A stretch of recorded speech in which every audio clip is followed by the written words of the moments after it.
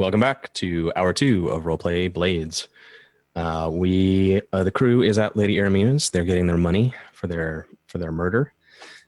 She has given them 4 coin, but Careless Firm has decided to push his luck and imply that she in fact owes them more money. Jeff, how would you like to go about that? Yeah, so again, guys, sorry for the hotel internet. We'll just do the best we can. But Careless Firm is sensing that she's not all there, one way or the other. Not quite sure why, but she seems to be manipulatable. That's a word. I can manipulate her. Anyways, so I'm going to go with the sway roll, and I'm going to try for desperate because there's some experience potential there. But what else happens, John? So you can make it sounds like you're swaying her. You get to choose your action. You're choosing sway. You're being manipulative and subtle with her. Mm-hmm. It's by default. You at first you said maybe 1 coin more, and I was saying that would be a risky roll for sort of standard effect to get a little bit more money. But you guys as players have the option usually to say, well, hang on, how about it's a controlled roll with limited effect? Or you can do it the other way and say, like, how about a desperate roll, but I get great effect on this, like kind of push my luck a little more. So if you want, desperate great, and that would be like two more coin. You could kind of imply that she owes you 6, not 5. Let's call it 6. So first off, so we don't forget, when you make a desperate roll, you get a tick of experience in the attribute that governs that action. So resolve is the one that's over sway, so you get to tick 1 in your resolve track for making a desperate roll. Got it. And then you're going to do a desperate roll with great effect on roll 20. Did anybody want to help? Perhaps? Yeah, that is a thing as well. And you can push yourself, which costs you 2 stress, but you give yourself a bonus die. How could we help? Yeah, Aldo could say something like, "Yes, I totally think she did say that." Okay. Well, I'm looking at the money, so I could say, all right. I could. Oh, no, sorry. Sorry. Let me see if I can game it here. It's time for a true test. Are we still technically in our first score? And when I say that, for full disclosure, could I use foresight since I have not yet used it and still have it reset for our actual first score? You certainly could. Good gaming. Good gaming, Wheat. Yes, I can assist you without paying stress. Yes. So take a look at your ability and tell us the thing. There's a thing you have to tell us, right? What? Yes, I must tell you. Tell us how you prepared them for the situation. And what exactly is the role he's making? He's making a sway roll to sort of trick her into giving you a bigger payment, or imply that you were owed a bigger payment all along. Yeah. So, I think maybe Miss Cataby might just chime in and say, you did originally say 4, but then of course due to the complications of the mission, it made it 5. I thought that was perfectly clear, actually. Just kind of like throw in there that maybe she misunderstood because it was once 4, but due to the complications. You say 6. He's going for 6, yeah. Going for 6, yeah. 6 is, of course, what I meant to say. Of course. Just like you planned it all along. Uh-huh. And Weed, if you want to, you don't have to do it here in this particular case, but just for future reference, like when you use foresight, you can also tell us something you did in the past. Okay. But this is fine for what you did right now. But you're allowed to like say, oh yeah, back before we took the job, I blah blah blah blah blah. Yeah, we had grappling hooks in our pack the whole time. We totally did the whole time. Okay, got it. All right, Nice. so that's one bonus die, Jeff. And did you want to push yourself, or do you want to? Yeah, I'll push myself. So is that 3 total? That would give you 2 stress, and then two bonus dice. 2 Nice. additional stress, or I would be up to 2. I think you had 1 already, right? So you would go up to 3. Yeah, you go up to 3. Okay. So desperate And roll. that just happens no matter what. Yep. Desperate roll, 2 bonus dice with great effect. Well, no, it's not just 2, right? He's giving me 1 to help, and I'm doing a bonus dice of 2. You spend 2 stress, and you get 1 bonus die when you push yourself. So 3 dice in total, right? Yeah. Okay. Doing it. Sway away. 4. 4. Nice. Desperate 4. You do it. That's a success. Oh, But We're both just like 4. But What is that? but there's a catch. There's always a catch. Great. So you do it. She. Let me decide what the catch is first. Then I'll narrate. Let's see. You could suffer severe harm. That makes no sense here. A serious complication. I like serious complications. Those are fun. I like how vague it is, so you can just say whatever the fuck you want. It's like, oh, your hand falls off. That's kind of serious. So let's get into a mechanic here. We're learning the game. So over on the Roll20 like main screen, Mhm. I have these things. I'll bring one in for you guys to see. 1 second. This is a clock. This is a 4-segment clock. So in the game, there are a thing called progress clocks, and you guys can use them and I can use them. It's a way of having a consequence happen that leads to something later, but it doesn't yet manifest. So when you guys want to work on a long-term project, I can say, okay, start an 8-segment clock to discover someone's secret identity or something, let's say. And then when you have downtime, you can work on that project and fill in parts of the clock as you work on it.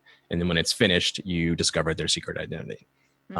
Or if you guys were like infiltrating a manor, I could put up a clock for the like alert of the guards. And when you get a 4 to 5 on your prowl roll, I can be like, instead of saying the guards find you and you're caught, I can be like, okay, I'm going to tick 1 on the alert clock because you're making noises and someone goes, what was that? I don't know. Go check it out. So it's a way of just tracking progress for various things in the game. So you manipulate her, but I'm going to create a clock for Iramina's suspicion. I'll give it a like kind of better name later on, I think, but Is there a way to reverse the clock? yes. So there can be like tug of war clocks where I start filling it in and you're like, no, and you can like drag it back. That's not always true. Like sometimes things, once they're done, But Okay. in this particular one, I could see it. I could see it being reversed. But because it's a serious consequence, I'm going to fill in 3 on the clock. Well. I know. So what happens if it fills? If it happens, suspicion. Yeah, if it fills, like you currently have a really smooth and trusting relationship with her. She's your favorite contact. Everything's solid between the two of you. She has no reason to like worry about you or mistrust you. And this thing that Careless just did here, it didn't break that bond. But it strained it very strong. And maybe it hasn't, maybe it is because she's like out of it a little bit that she didn't notice. But in the room, all of you can feel those 3 ticks happen. You can all be like, oh, that was close, man. You really are pushing your luck here. Okay. But nothing happens on her face. She isn't actually suspicious yet. It was just a close call. And you know that like messing with her in the future, you're right on the edge. But like Anne said, like there are probably things you could do that would repair that relationship. What would advance the final segment? Does it just happen naturally over time, or is it like if we do something to raise her suspicion, then that'll get filled in? Yeah. Okay. There are clocks that will fill over time. Right. Like if you don't do anything, the stuff will eventually happen. But this is one of those that's more about what you guys do. Or, there could be a weird vector, right? Like one of your enemies could plant doubts about you with her, and that would go to this clock probably. So it puts you in a more vulnerable position if people want to use you as a way to get to her, right? Right. But none of that happens here. The clock is for us, the players, to appreciate and realize the close call. But what happens in the scene is that she, without pausing a beat, she goes, "Oh, of course. I'm so sorry.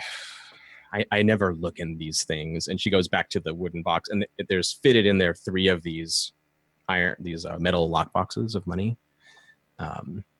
she grabs up another one and kind of like rattles it around. She opens it. She haphazardly dumps it into the chest and kind of looks at it vaguely. She holds it up from across the room in Aldo's general direction, and then kind of like pours a little until you like give her the thumbs up, I guess, or whatever you do. I look over at Careless, and I just give him a squint, and then a nod. A squint and nod. She closes it up, comes over. Now you can see like she's bleeding from her nails a little bit. One of them is broken from where she pulled the thing open. She doesn't seem to notice. It's like running down her hand onto her dress. And she comes and hands the lockbox to you. Do I notice this? Yeah, you can see the blood. Yeah. Okay. Mrs. It seems your fingers are bleeding. Are you all right? She Now, brings her. if I'm overstepping my place, yeah, I understand. But you seem to be hurt or something. She brings her hand up. She has this like grin when she gave you the money. Like, this must be what I owed you. She doesn't say that, but she's sort of grinning. She brings her hand up to her face and she goes, "Oh, ow. Oh, my hand. Oh my hand." Like super fake. And the butler comes in and what is it, miss? What's wrong? Da, da, da, da. He goes and gets a cloth and she cleans it off. And there's a whole like pantomime of her being like, "Oh, that's really smarts." And, she clearly can't feel it. But she wraps it up dutifully and ties it off and treats it as if she's been hurt. It's very strange. Yeah, that's the word that I was thinking of. Yeah, I don't know how to handle that. it's really strange. Okay. Then she moves on and she says, "Now that you've done what I asked you to do, there's more, if you're willing." Careless kind of looks back at the group and he has like a smile on his face, but his eyebrows are raised a little bit. Kind of, are you guys wanting to do this? I mean, that's why we did the first mission, right? Of Yeah, course. that's what we're here for, right?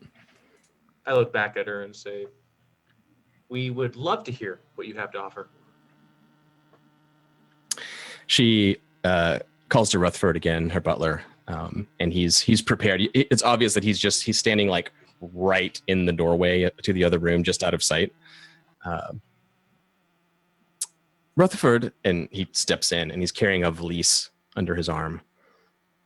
He puts it down on the piano bench next to her, and she pulls out some documents, rolled up pieces of paper, sealed, some of them sealed with signet wax, tied with ribbons.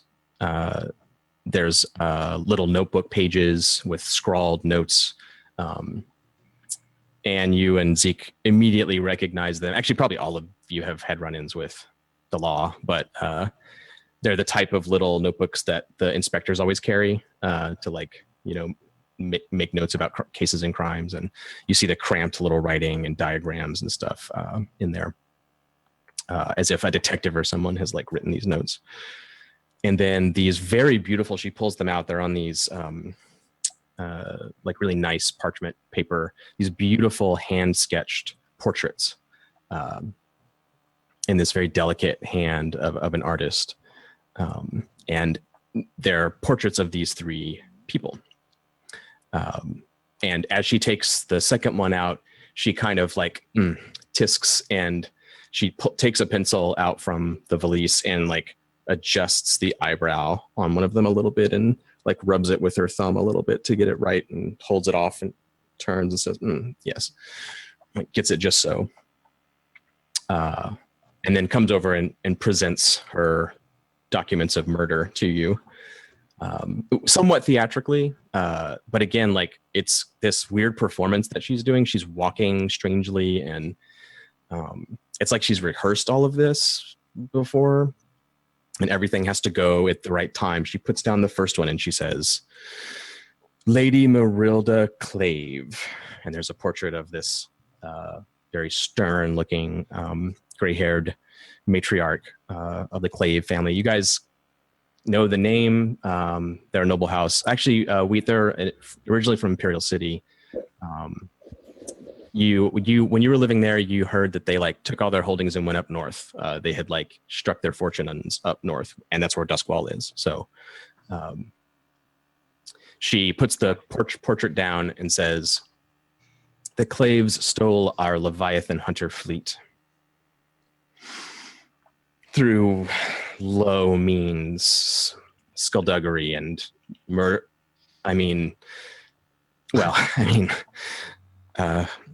I suppose everyone has their uses, right? But anyway, for this, she will die. And she like puts her index finger on her forehead. And then she goes back to the next one and puts it down. Lord Gustav Sucur. And you recognize the portrait immediately. Lord Gustav. Yeah, Sucur. Okay. It's the house that holds all of your substantial debts.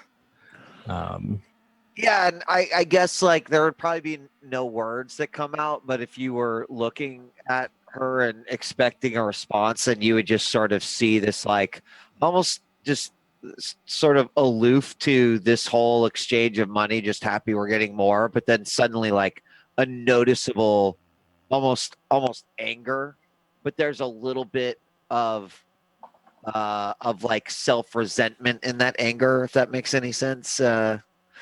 So it's obviously there's a reaction. Yeah, I think as these portraits are being put out, when that one gets called out, I'm, leaned over looking at it, and I just kind of look at you and smile.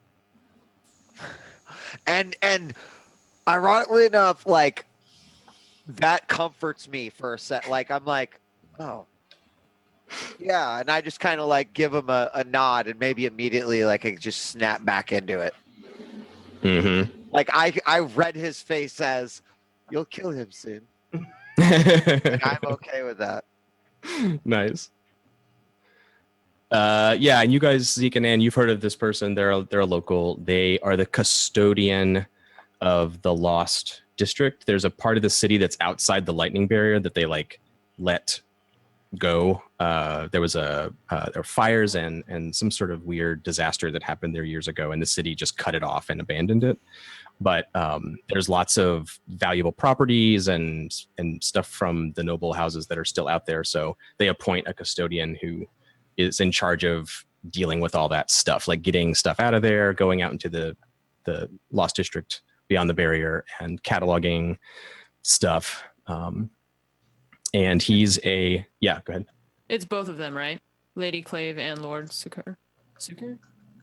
Yeah, Lady Clave she's with a different house, but she's the first target, and Sucur is the second target. Okay, and they're both custodians of the Lost District?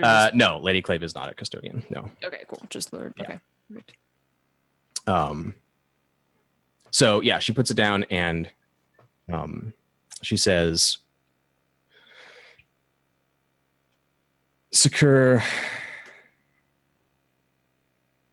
he paid off Magistrate Dunville to have all of our properties held for inspection by the spirit wardens, with no date specified for the inspection. All of our ancient family holdings in the Lost District unavailable to us, trapped out of pettiness so that he could line his pockets.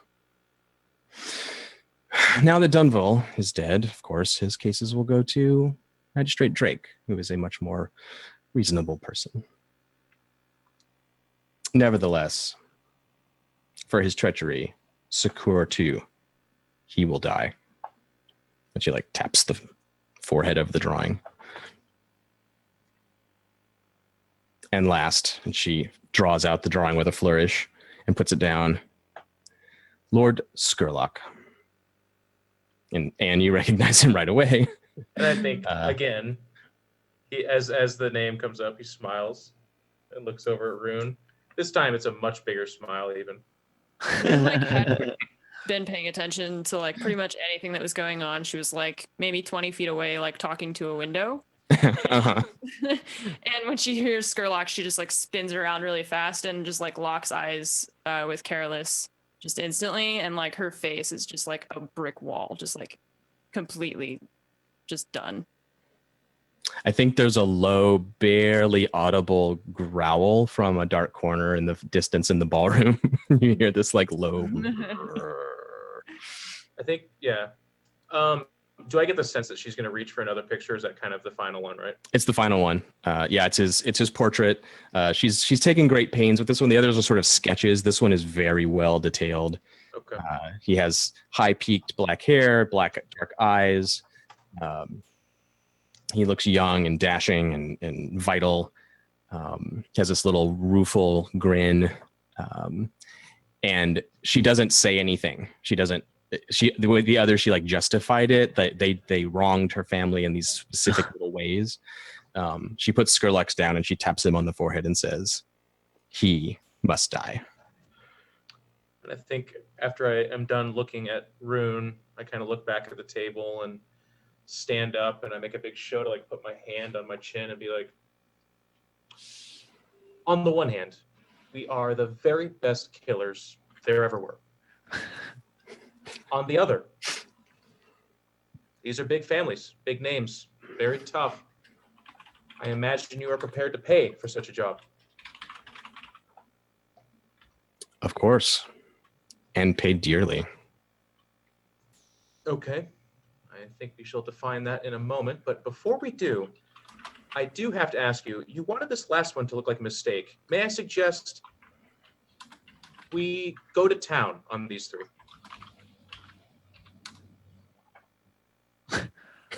She sort of cocks her head at your phrasing, like, go on. What do you mean?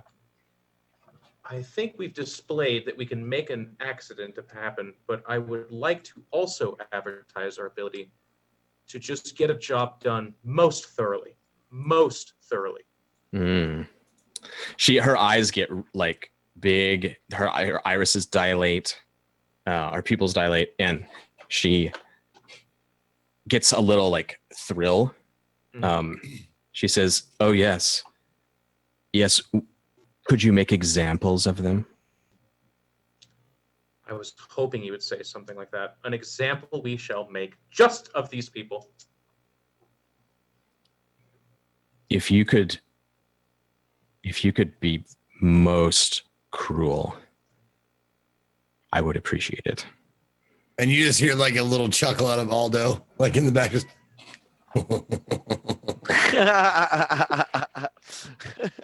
And he, without looking at Aldo, says, "We happen to have a specialist for just that very thing. Aldo has tremendous strength. He's able to crush a man's skull in his own hand. Of course, we won't start with that, but it might very well conclude there for one or two or three of them." Well, if I may, it would have to be a small man. No, I mean, a medium-sized man I'd have to do with two ends, but a small man I could probably get with one. Although you are you're the type of person who notices details, as we've established already. You're a study-in type. Yep. Would you like to study Lady Kinclaith in this moment? Or Yeah, would you... I've been meaning to do that. The only reason why I haven't is because I'm not hep to drugs. Yeah. But if that's it's okay. something that I can do, I would like to. Yeah, of course. You certainly may. Yes. Okay. Study. It is what kind of action or position? Position will be controlled. Okay. You've had plenty of time to notice her in this conversation, and she's being very expressive. So you have a lot to pick up on. So great effect. Can I suggest that I'm able to offer help, and it would be through the fact that I've kind of suggested that I believe her to be in an altered state right now and weakened. Definitely. So I'll You just can take one stress. take one stress and give a bonus die. Yeah, totally. And Zeke, you can push yourself. We can offer you a devil's bargain, or you can roll with what you got. It's up to you. So with his push, I would be rolling 3 dice total. Yeah, 3 is probably pretty good. I think I can do it. Yeah. 3's pretty good. Yeah. Okay. I think you have a lot of stress to burn if you wanted to, but if you don't want to spend your downtime on stress relief, then you should probably stay where you are. Well, I mean, I'd like to be the one to hold back that in times of dire need. I think that's smart. That's totally smart. Yeah. Okay. Ready? Here we go. Yeah. 4. All right. 4 controlled. So you do it with, well, you get to choose. So you can push on and do it with reduced effect. That's what I'm going to rule. You don't get as much out of her as you might. Okay. Or if you want to, you could try a different way, something that isn't study. You could try to like understand her in some other way, like sway her to say something revealing, or I don't know, some other method, or you can just live with standard effects. Wreck her. You can wreck her. You start smashing up her piano. See what you think about that.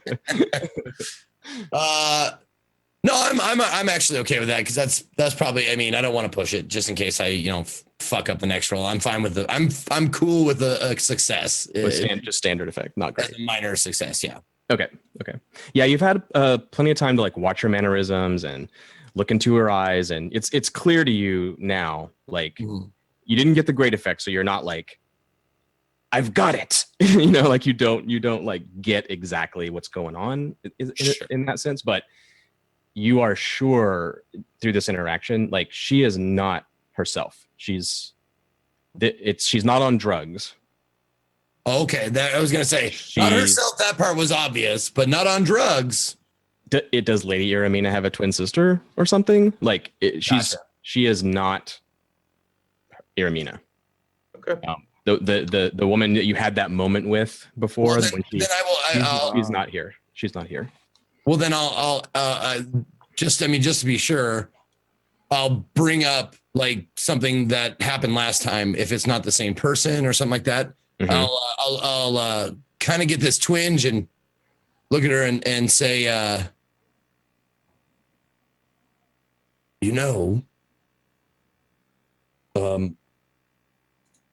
that and I'm purposely using the wrong name. Okay, just so you know. Gotcha. That brace sculpture that you gave me last time, it fit very well in my living room. It's a centerpiece. It brings the entire room, brings the eye right into the center of the room. It's a very nice piece. I just wanted to thank you one more time. Brace is an excellent sculptor. It really ties the room together. I know. I tried to avoid that.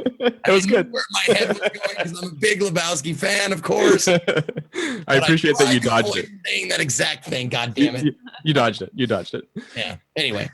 It works. Yeah, totally. She focuses on you in the cruelty, conversation. And then when you bring up the art, she kind of has that same like excited look on her face. And she's like, oh, I'm so glad that you liked it.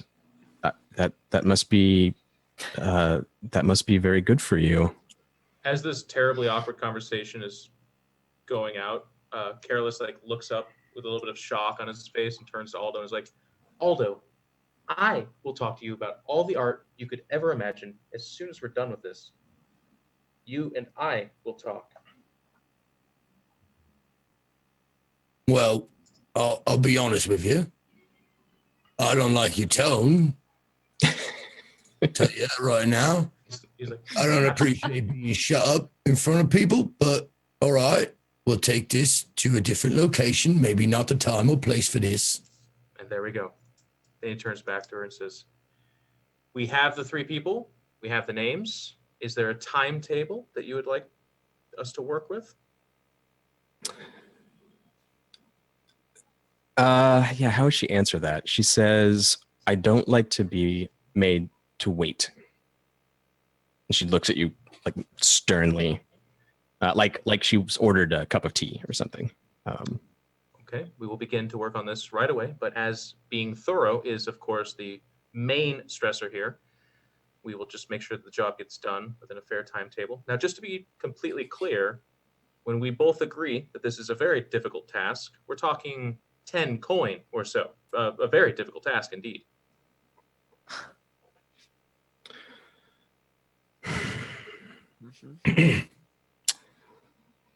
Each? I suppose that's fair. And he looks at it, then he's like, in his head, he's just like, man, that's a lot more than I was thinking. He's like, Wait, did you say 10 coins a piece? yes. That's what she understood, and she sort of acts like she doesn't really understand how much that is really, or what. She's just like, yeah, that seems fair. What you said, that's fair. Well, I mean, if we got 6 for 1, I feel like 10. Fair enough. Plus, these are like high value targets. They're pretty serious business. Yeah. He says, okay, well, my lady, if that is it, we shall leave you to it. Is there anything more we should know? Yeah, you're saying that to her back. She's sort of like wandering off towards the piano, and she sits and starts playing it, the harpsichord. She doesn't talk. Okay. She's just lost in thought and acting like a weirdo. I kind of turn to the group then, and I give Aldo a look, and I'm like, and then I actually, like, deciding that the look's not enough because he still hasn't quite figured out Aldo, scampers over like right next to him and says, watch this very carefully. And then he turns back and says, well, then we'll be on our way. One last question. I haven't seen your brother anywhere. I feel like he would be most interested to thank us as we did deliver unto him that duel that he's been looking for. Where is he? That's awesome. I was going to ask for the butler. Nice. She stops playing and the note rings in the air, and she goes, my brother's dead. Roth is upstairs. You can go talk to him if you want. She says both these things. My brother's dead and Roth is upstairs. Yeah, and then she goes John, back. I'm not fucking up lore here. Like, Roth is her brother. Roth is her brother. Yeah. I add me second guessing. Okay. So as she says both those Yeah, I know things, it's weird playing someone who's like saying weird shit because it seems like I'm saying weird shit. But yeah. Yeah. No, you guys have it right. She's just saying weird shit. I'd be like, you know what? It's fine. We really must be going.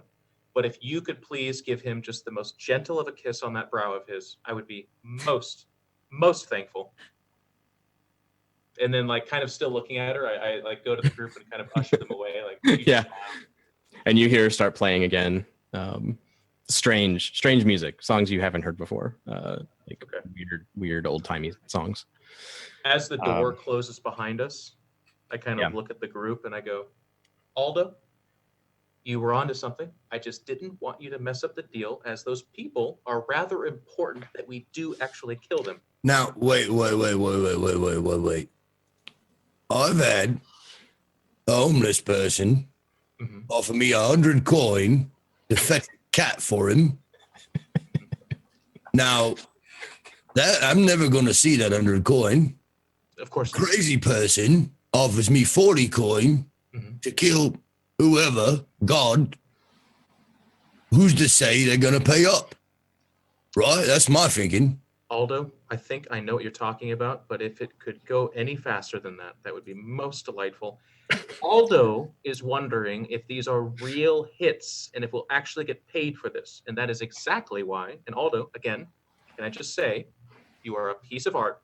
You're beautiful in so many different ways. More on that later.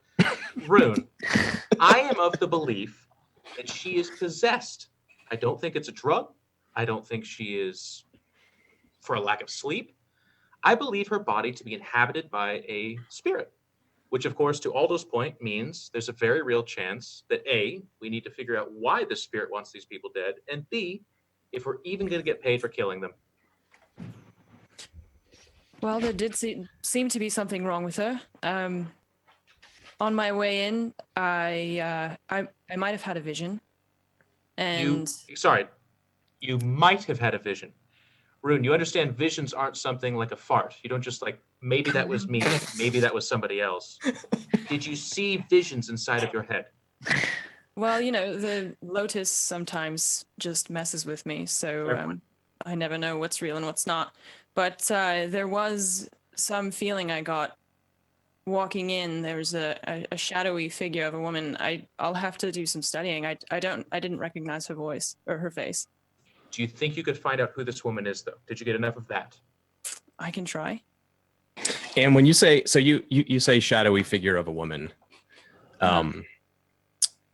Jeff,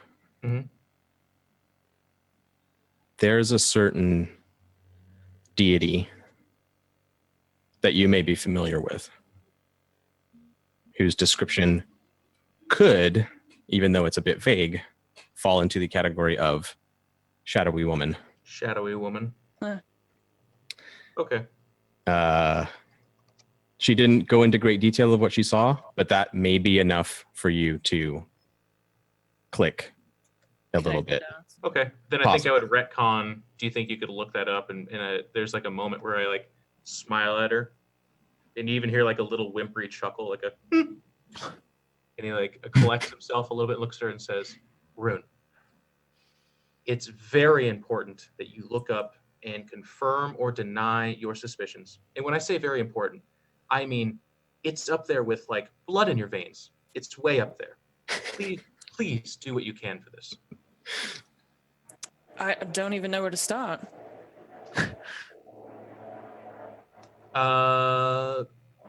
He's like, well, that's interesting. This would be your talents. I assume Aldo could maybe help you figure out where to start, as he is a fantastic study. Aldo, does that sound like something you could help with? Jeff, I can think of, I'm gonna play this very vague. Okay. Because I don't want to say too much here, but I'm gonna hope you're gonna pick up what I'm putting down. There is a place, if you want to get involved. If you don't want to get involved, that's totally fine. If you do want to get involved, there is a place you could take Rune to confirm or deny the entity. Perhaps an alternate religion I may or may not be partaking in. You yes. But if you don't want to get directly involved, this will be the way to play it, to just put it on her and Aldo to figure out. If you do want to get involved, you have a specific place you could take her and go, you know what I'm saying. You know what I'm saying? Yeah. I think he says, Aldo, if you think you could help her through more normal channels, that'd be fantastic. If not, Anne, no, he doesn't say Anne, I'm sorry. He says, Rune, I have not had the chance to show you a little bit more about myself. And I'd like to say I want to, but let's leave that as a last resort. And Rune just kind of squints her eyes and is like just kind of turns away from him. Like, I don't know what to say to that. So I'm just going to walk away from this conversation. Yeah, that's a hardly comforting thing to hear. Yeah. And I think that would normally be an extremely awkward thing, but he just smiles and like looks at Aldo. Yeah. So I'm sorry. Could you clarify what you wanted me to help her with? I think at this stage of our group, it's pretty well known that you're a big researcher and that you like to read. So he's basically asking you to help her see if look I'm ready. Yeah. Okay. Gotcha.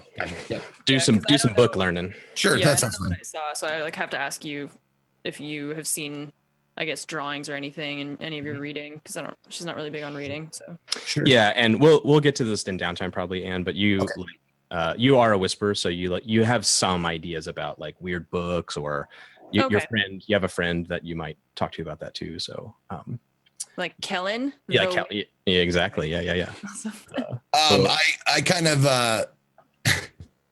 aside after Careless asks if I could help. I mean, away from the group if possible, but I'll just kind of look at him and I say, well, I'll tell you what would help. We have that book that you and I have already previously discussed. I'm sure there would be all kinds of help in there. Just, a reminder.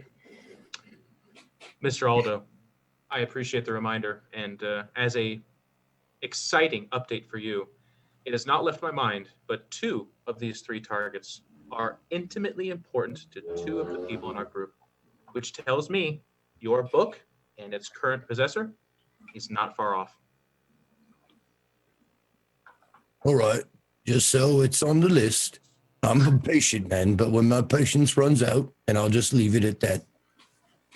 He kind of, as we're walking I through, think- walking away from the house, Careless looks up and says, "There has been a lot of that going around right now." Leave it at that. Nice. Marcus, you're gonna say something? Sorry, man. No, that's I'd leave it at that. I think Cademy would like push on your fish runs out and what? What'd And you then say? what? You left me hanging like that. You just said we'll leave it at that, but I'm curious to know what a man like you, what happens when your patience runs out. Oh, right. So if I said A, B, C, and then you were like, what's next? I would have to say D to you then. Is that right? So D is next. Careless is getting a kick out of this conversation.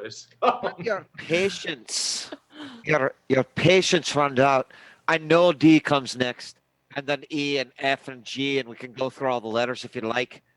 But I'm truly curious, what a man like you, what you do, or what will happen if your patient runs out. I only ask as a team member, Miss as someone Catamy. who's there. Well, if I may, Aldo, please.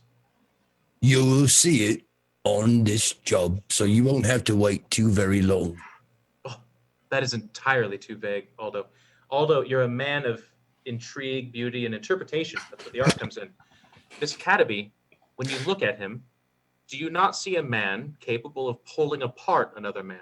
I imagine it's something along those lines. It's funny you mention it. I can totally picture him just fucking ripping 2 arms off of. I'm sorry, I didn't mean to say the F word.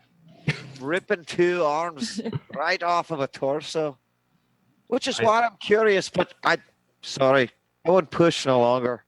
No, it's quite all right to be curious about that. I am excited to have these suspicions confirmed. I've done a lot of watching of Aldo, but never seeing. I'm so excited for what's to come. Zeke, Chad is asking you if you want to start a patience clock for Aldo.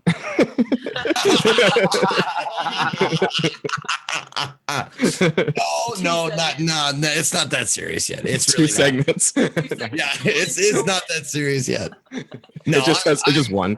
No, when I said I'm a patient man, I am patient. But like, if after this job we're not doing at least something to get closer to my goal, then I mean I will push. And I don't like. I'm not gonna just. I don't. I'm an assassin. I don't kill people for $0, and killing him would give me $0. Or, That's right. That's right. Whatever, 0 coin. So, Yeah. or good reason. Like, it'll be a while before there's good reason enough for me to take action on it. But I mean, I've been waiting a long time, and I can wait a little. It's fine. Yeah, you're making your needs known, and I think you're being heard. Everyone. As we're walking back, by the way, one more thing, for at least in my mind, to role play is I think I'd at some point find myself next to Miss Catamy, and I'm like, obviously you heard one of the targets is from House Sugor. Is this correct? Oh, maybe you don't remember the big smile he gave me. I heard. Miss Catamy, when you smile, everyone remembers that. Don't you forget it. Now look, I've got some gears churning. I was wondering if we could perhaps, as they say, 2 birds, 1 stone. Hear me out. Maybe the way this person dies is there is a ransom, and this ransom is a particularly large sum of money that might or might not cover a debt. Do you see what I'm saying? It'll come to you. And then during the ransom, this person were to die as the situation went awry. I could see us perhaps chipping away at that old debt of yours and also striking back at the family that holds that debt. What say you? did you mean use me as bait?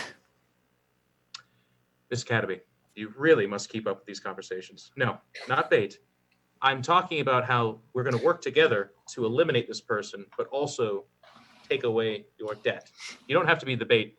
We already did that. We're going to protect your hymen. I promise. Well, just killing him takes away my debt. I'm not sure I follow. Okay. In time then, Miss Cadby, in time.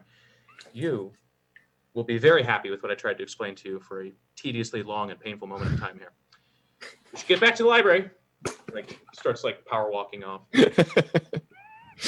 Nice.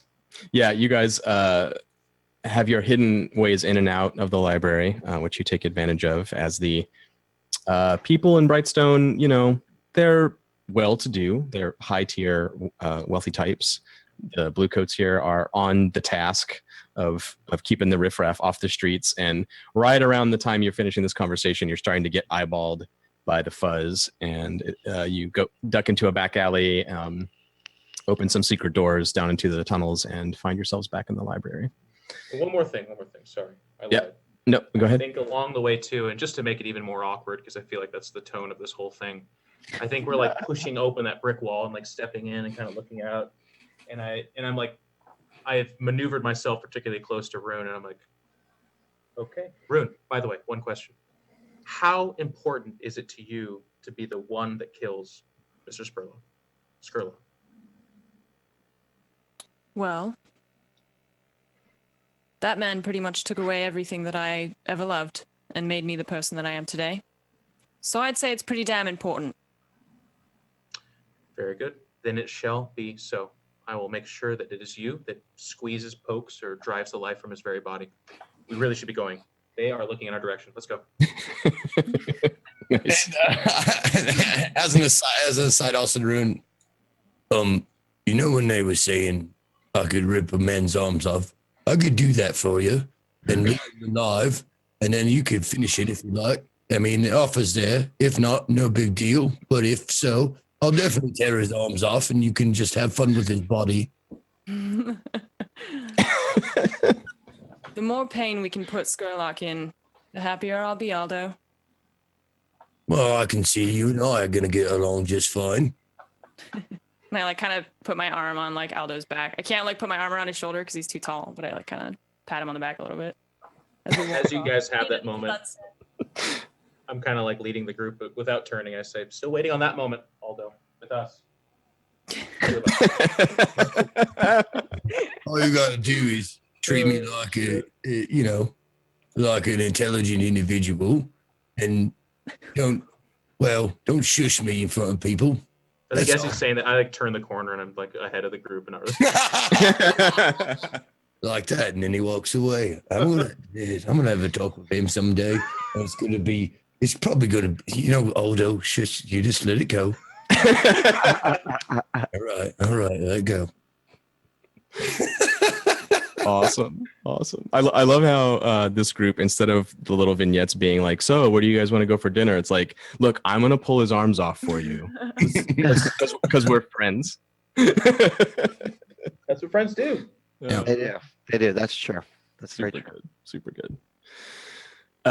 Excellent. I think we're about time for our second break. We'll do the rest of downtime in our next hour, and then maybe start on a score, possibly. Dude, let's murder. Yeah. We're going slow. We're going slow. All We're right. still in the learning phase of the game, so Right. This is okay. We can sprawl out a little bit here and take our time. We don't have to speed through everything. It's okay. But let's take our break. Then we'll do heat. Then we'll do entanglements, and then we'll do your guys' downtime scenes after that. Perfect. All right. We'll be back in a bit.